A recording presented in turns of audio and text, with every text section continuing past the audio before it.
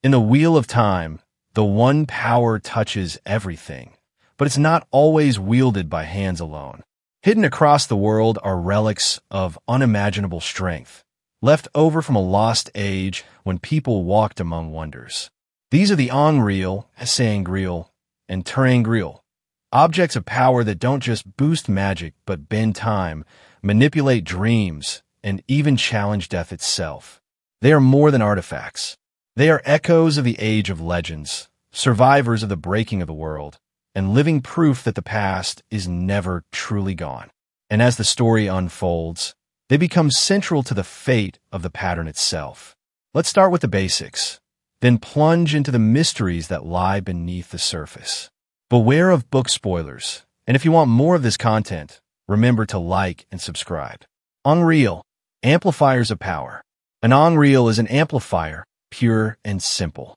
If the one power were water and a channeler were a cup, an Sangriel is the thing that expands the cup's capacity. It lets a man or woman channel far more power than they could on their own, without burning out.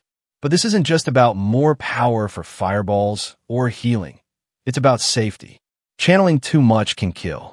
Sangriel act like a buffer between a fragile body and the raw force of the universe. Each Sangriel has a limit. Some are barely stronger than the user themselves. Others, like the ones used by Moraine or Nynaeve, can double or triple a person's strength. Their strength varies, their forms vary, but all are precious. These objects are small and strange. Bracelets, rings, statuettes. Moraine once carried a dark ivory carving of a woman in flowing robes. Nynaeve's Sangriel took the form of a golden bracelet attached by chains to finger rings, and it was strong enough that she could stand toe-to-toe with some of the Forsaken. Still, compared to their more powerful cousins, Sangriel are just the beginning. Sangriel, power beyond reason.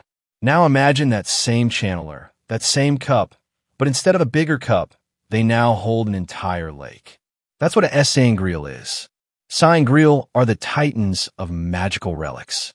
They allow a channeler to wield terrifying amounts of power, so much that even the smallest mistake could level a city. They're so rare, so dangerous, and so important that entire wars have been fought over them. Unlike Sangriel, Sangriel can sometimes lack built-in safety measures. The buffer that protects a user from overdrawing is not always present. Calendar, the crystal sword drawn by Rand from the heart of the stone, is one such relic. While incredibly powerful, it lacks this safeguard and can actually amplify the Taenon side-in if not used carefully. That's why it had to be wielded in a circle with two women during the last battle, one of whom guided the flow. It wasn't just power. It was a deadly scalpel, only safe in skilled hands. Then there's Sakarnan, discovered in the Age of Legends and later hidden in Shera. Sakarnan is a golden scepter capped with an hourglass-shaped cup. It was once wielded by Demand Dread, one of the Forsaken, and brought entire battlefields to ruin. This object is not just a Sangriel. It's a symbol of sacrifice. Vora's Sangriel and the Flame of Tarvalon. Vora's Sangriel is a powerful female Sangriel, taking the form of a fluted white wand approximately the length of a woman's forearm.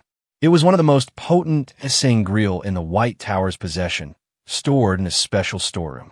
Egwene Alvir utilized Vora's Sangriel during critical moments in the series. During the Shanchan attack on the White Tower, she retrieved it to repel the invaders, demonstrating her resilience and strength, despite being weakened by Forkrut. Later, in the last battle, Egwene wielded Vora's Sangriel to unleash devastating attacks against the Shadow's forces. She developed a new weave, the Flame of Tarvalon, designed as a counter to the destructive Balefire.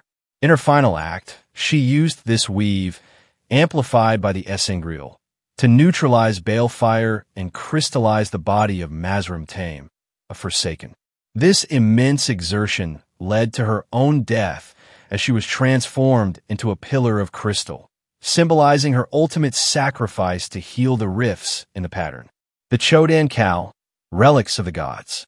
Then there are the Chodan Kal, the most powerful Sangriel ever made. They were built as a pair, massive statues of a man and woman holding crystal spheres. One was buried in tree-mocking, the other in carrion. With access keys, the channelers could use them from across the world. Rand used the male Chodan cow to cleanse Sidin of the Dark One's taint, forever changing the destiny of male channelers. But this kind of power comes at a terrible risk. Afterward, Rand destroyed the male Chodan cow, fearing what could happen if it ever fell into the wrong hands again. Tangriel, tools of mystery. If Sangriel and Sangriel increase strength, Tangriel offer versatility.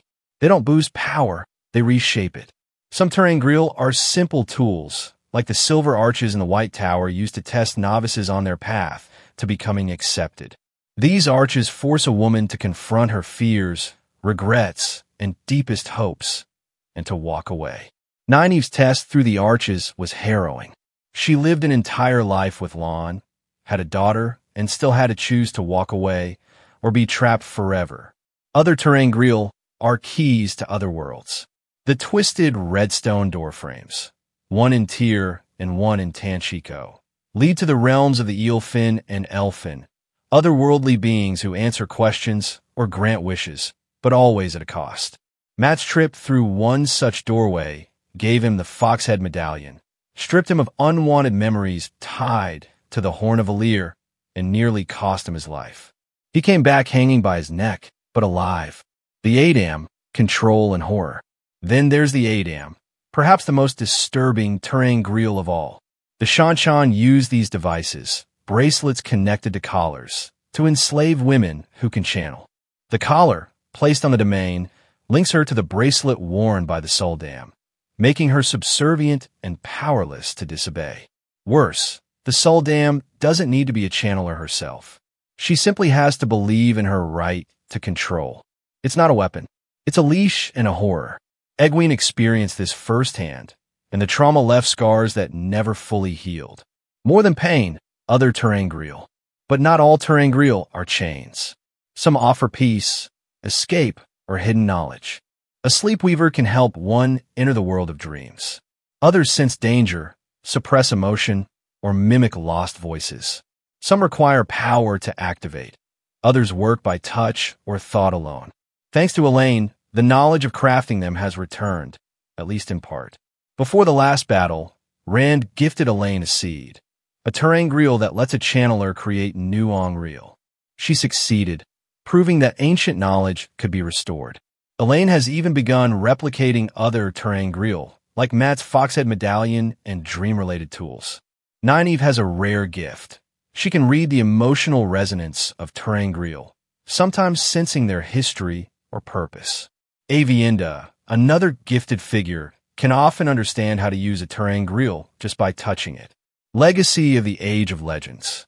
All Sangriel, Sangriel, and Tangriel are remnants of the Age of Legends. Their construction was lost during the breaking of the world, but that may no longer be the case. During the breaking, the Deshane Ale were entrusted with wagons full of these objects, meant to be preserved from the madness of male channelers. They didn't fight. They didn't resist. They walked the world, carrying these treasures, preserving the hope of a broken civilization. Some artifacts ended up in Ruidian, the hidden city in the Ale Waste. There, Rand walked through the glass columns and saw his ancestors carry those wagons, give up their weapons, and eventually become what the Ale are today, the power and the peril. Many of these ancient objects now lie forgotten, lost, or hoarded by nations like the White Tower and the Stone of Tyr. And yet, they remain, waiting. It's easy to imagine these objects as good or evil, but the truth is more complicated. Calendar made Rand invincible, but also dangerous. The Adam allowed nations to control channelers, but at the cost of humanity. Even the Chodan cow, built to preserve the light, came close to shattering the pattern. The objects themselves are neutral. It's the wielder who defines their purpose. The wheel weaves. By the end of Season 3, many of these relics are in play. Moraine has Sakarnan. Matt bears the Foxhead Medallion. Nynaeve, Elaine, and Egwene are learning to manipulate the one power in ways their teachers never dreamed. The Forsaken, Lanfear, Moghedian, and others are gathering tools of their own. But the greatest mystery remains. If these objects were once created by human hands, what kind of people must those have been?